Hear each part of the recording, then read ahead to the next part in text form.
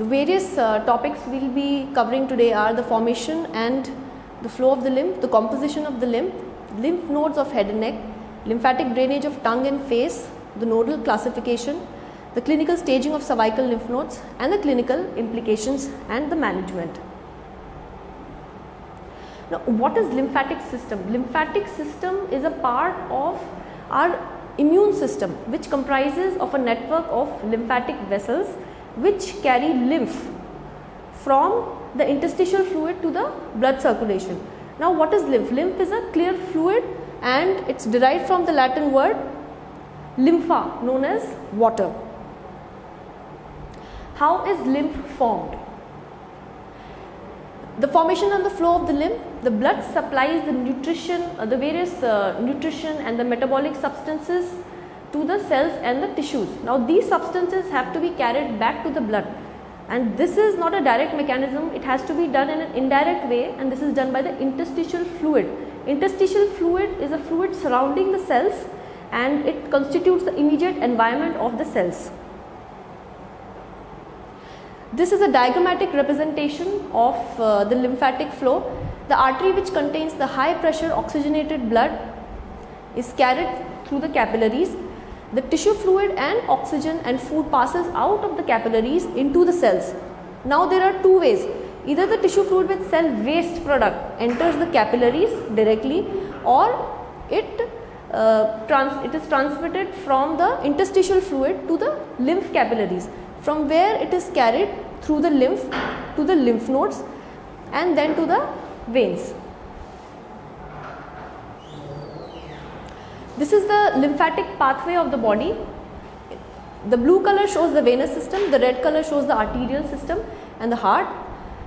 Here we can see that the lymphatic capillaries are interspersed in between the blood capillaries, and the lymph is carried through the lymphatic vessels to the lymph nodes, from the lymph nodes again through the lymphatic vessels to the lymphatic trunk, and from the trunk to the collecting duct, and which is further transferred to the subclavian vein.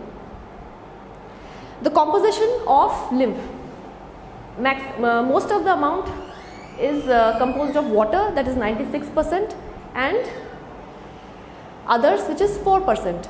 They can be divided into solids and the cellular components. The solids are the proteins, lipids, carbohydrates, amino acids, non-nitrogenous substances and the electrolytes. The cellular are the lymphocytes, monocytes, macrophages and the plasma cells.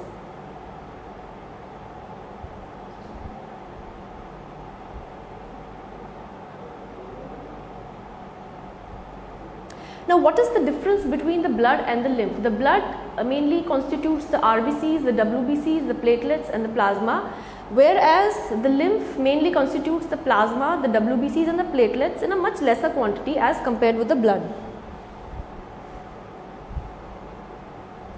Now, we come to the lymphatic capillaries. The lymphatic capillaries are found around the cells of the body. They are blind-ended, slightly larger in diameter and more permeable than the blood capillaries, and they have a unique one-way flow. They are permeable to components of the interstitial fluid. Now, we come to the lymphatic vessels. They resemble veins in structure and they have very thin walls and elastic in nature. They are not muscular and they contain lot of walls. Here we can see the walls, and in the skin they lie in the subcutaneous tissue and follow the same route as the veins, whereas in the viscera they follow the arteries and form plexuses around them. This is the basic structure of a lymph node, and it comprises of a central hilum which consists of efferent lymphatic vessels. This is the vein, the artery, and this is the lymphatic vessel, efferent, the cortex, paracortex and the medulla.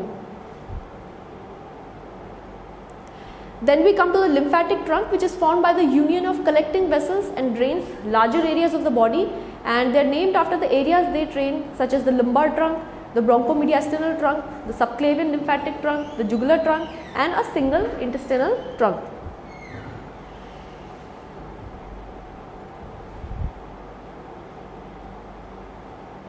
Here we can see in the thorax there is cisterna chyli, which goes upwards and continues as a thoracic duct. On the left side it forms a thoracic duct and ends at the junction of the internal jugular vein and the subclavian vein, whereas on the right side it continues as the right lymphatic trunk.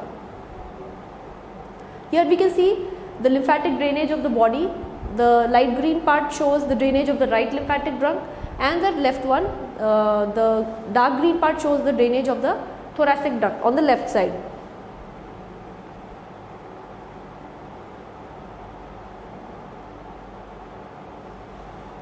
Now, what are the functions of the lymph? It removes the interstitial fluid from the tissues, it returns the protein, water and the electrolytes, it absorbs and transports nutrients, fatty acids and fats as chyle from the gut, transports immune cells to and from the lymph nodes into the bones, and where the immunologic response is stimulated.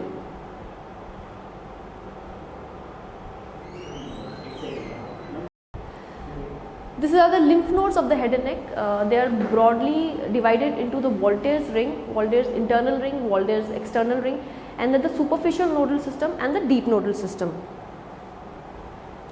These are the superficial lymph nodes. They are further divided into lymph nodes of the head and the lymph nodes on the neck. The lymph nodes of the head are the buccal, preauricular, that is the parotid lymph nodes, the postauricular and the occipital, and in the neck they are the submental, submandibular, the anterior cervical and the superficial cervical lymph nodes. Now we come to the lymphatic territories of the face. The area shown in the yellow drain into the preauricular lymph nodes, whereas the area shown by the red, they drain into the submandibular lymph nodes, and this central compartment drains into the submental lymph node. The lymphatic drainage of the tongue is important because there are three types of lymphatic vessels. The vessels in the margin of the tongue, they are the marginal vessels and they drain into the submental lymph node and jugular digastric and jugulo-omohyoid.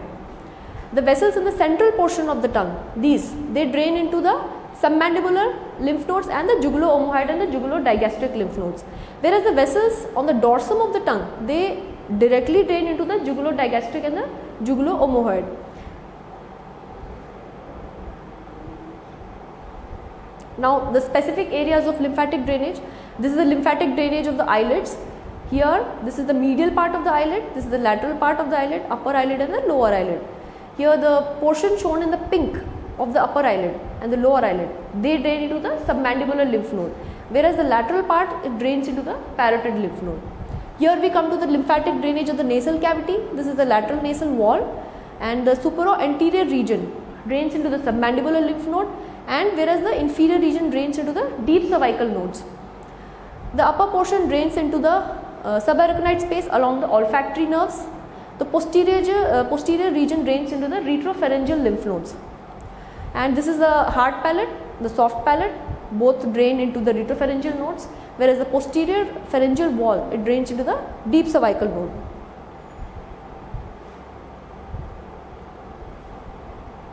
This is the Waldeyr's lymphatic ring at the level of the pharynx, at the base of the skull, and it comprises of the pharyngeal tonsil here, the tubal tonsils on both the sides, the adenoids, the lingual tonsils and the palatine tonsils.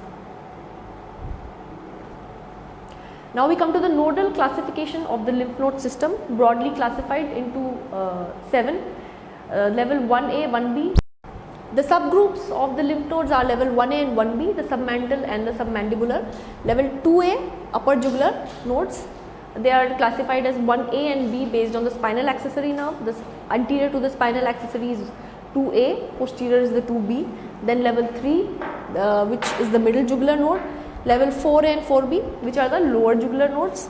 Level 5 and 5B, they are in the posterior triangle. Level 6 in the central compartment, and level 7 in the mediastinum. 1A lies in submental triangle between the both the anterior bellies of the digastric. Upper is the mandible, lower is the hyoid bone. Level 1B, it lies between the anterior and the posterior belly of the digastric, the hyoid bone, and superiorly is the mandible.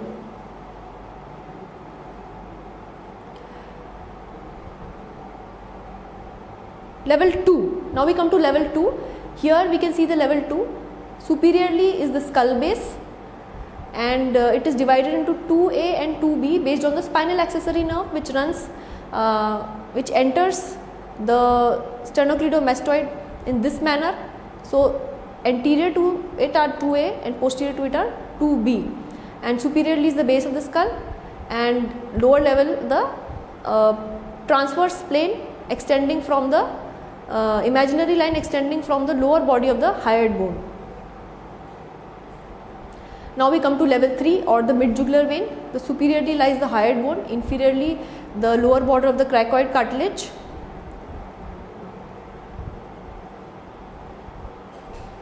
Level 4 nodes, they are located along the lower third of the jugular vein in this region, starting from the cricoid cartilage inferior border up to the clavicle. Level 5 lymph nodes, they occur in the posterior triangle of the neck, and again they are divided into 5A and 5B. They include the spinal accessory chain, the transverse cervical chain, and the supraclavicular chain of lymph nodes.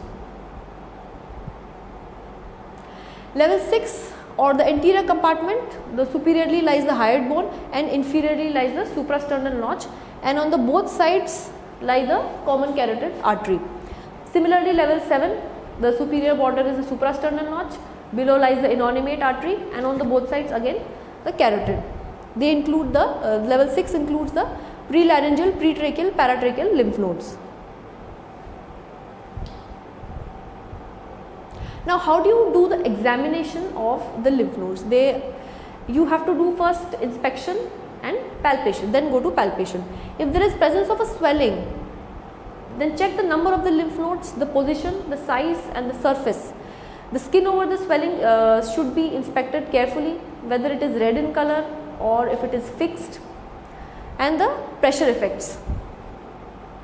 On palpation, you have to see the fixity, whether the lymph node is fixed or matted, the consistency of the lymph node, if it is soft or it is hard, the surface and the margins, and the tenderness, if it is painful, the local temperature, if the temperature is raised, then it is usually inflammatory, and the number and the situation.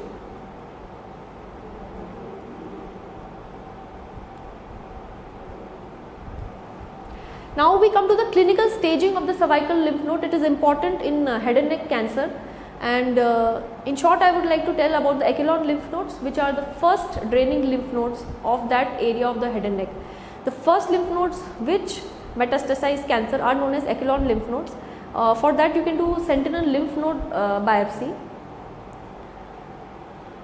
Now we come to the N0 neck, where lymph node metastasis is not present. N1 neck, whereas there is single ipsilateral node less than 3 cm in the greatest dimension. Level N2A is single ipsilateral node between 3 to 6 cm in the greatest dimension. Level 2B is ipsilateral multiple lymph nodes less than 6 cm in the greatest dimension. Level 2C is bilateral or contralateral nodes less than 6 cm. Then comes level N3, again divided into N3A and N3B. N3A is lymph node, any lymph node more than 6 cm, whereas N3B is lymph node with extra capsular extension. Now we come to the clinical implications.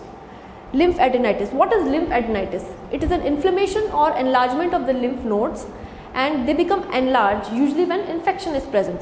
What is lymphadenopathy? It's a normal response of the lymph nodes to an infection anywhere in the body. There are various infectious diseases where lymph nodes can be involved. They can be viral or bacterial. Viral are infectious mononucleosis, infectious hepatitis, herpes simplex, rubella, measles and HIV. Bacterial infections such as cat scratch disease, brucellosis, tuberculosis, atypical mycobacterium infection, primary and secondary syphilis and diphtheria. Fungal infections such as histoplasmosis, coccidiomycosis, parasitic such as toxoplasmosis, filariasis, and chlamydial such as lymphogranuloma venereum and trachoma.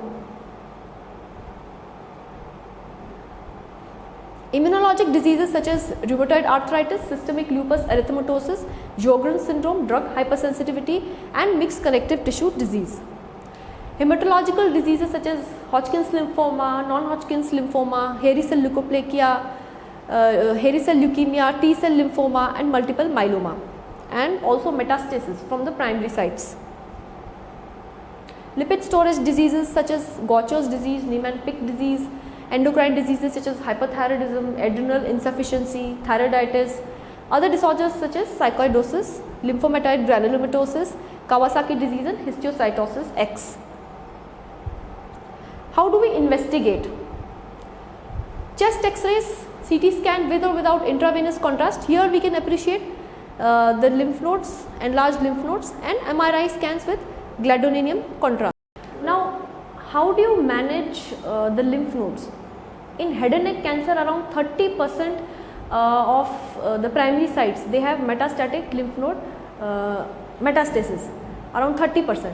So, first you do a sentinel lymph node biopsy. If it is positive, then neck dissection has to be done. If it is negative, then we can put the patient under observation and follow up.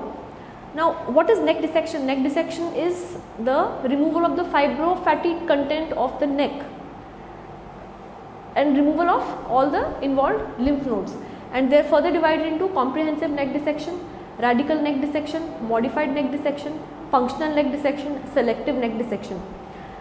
Radical neck dissection, everything spinal accessory, IJV and sternocleidomastoid are removed along with the level 1, 2, 3, 4 and 5 lymph nodes. Now, in modified neck dissection, there are 3 types: type 1, type 2 and type 3. In type 1, the spinal accessory nerve is spared. In type 2, the spinal accessory as well as IJV is spared. In type 3, the spinal accessory, IJV and the sternocleidomastoid all are spared. Thank you.